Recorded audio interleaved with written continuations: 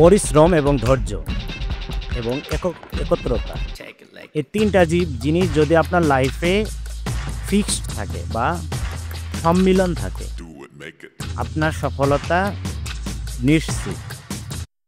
যে কোনো ক্ষেত্রে আপনাকে পরিশ্রম করতে হবে, আপনাকে ধৈর্য ধারণ করতে হবে, আপনাকে লেগে থাকতে হবে। হুটহাট করে কোনো বিষয়ে ডিসিশন নিবেন না, হুটহাট করে কোনো বিষয়ে সিদ্ধান্ত নিবেন না, কারো পরিচিত হয়ে কোনো সিদ্ধান্ত নিবেন না, আবেগপ্রবণ হয়ে কোনো সিদ্ধান্ত নিবেন না, তাহলে ঠকে যাবেন। লাইফে প্রতিটা স্টেপে আপনাকে চ্যালেঞ্জ নিতে হবে, লাইফে প্রতিটা স্টেপে আপনাকে চ্যালেঞ্জ গ্রহণ করতে হবে। ভালো মন্দ বিচার বিশ্লেষণ করার ক্ষমতা আপনাকে থাকতে হবে।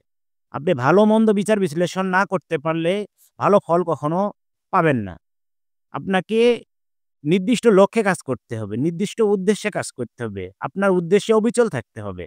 একবার না পারিলে দেখো শতবার। একটা কাজ একবার যদি আপনি সমাধান না করতে পারেন, বারবার আপনাকে চেষ্টা করতে হবে। চেষ্টার নাম সফলতা।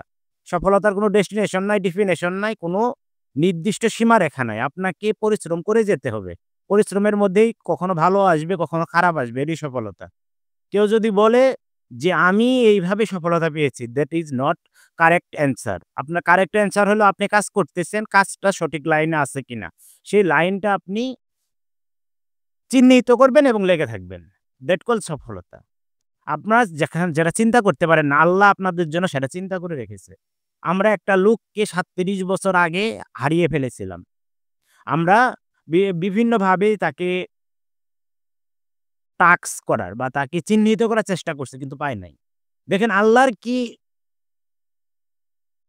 নিয়ামত, আল্লাহর কি নিয়ামত, সেই লোকটা ৩৭ বছর পরে হঠাৎ করে আমাদের সাথে দেখা দিয়েছে। এটা হলো সফলতা।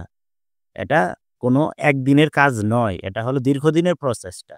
আপনি ডে বাই ডে পরিশ্রম করবেন, আপনি ডে বাই ডে লেগে থাকবেন, আপনি ডে বাই ডে কোনো কাজে নিজেকে জড়িয়ে ফেলবেন। আস্তে, আস্তে আপনি সফলতার দিকে অগ্রসর হবেন।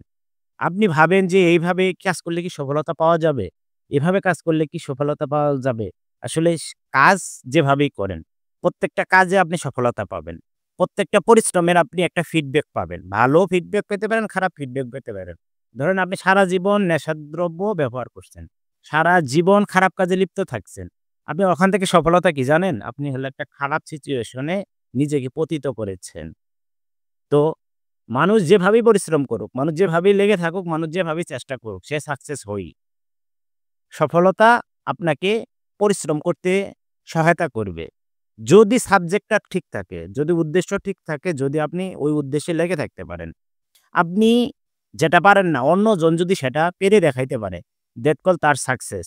এটা তার সফলতা। এটা আপনার সফলতা বা আমার সফলতা না।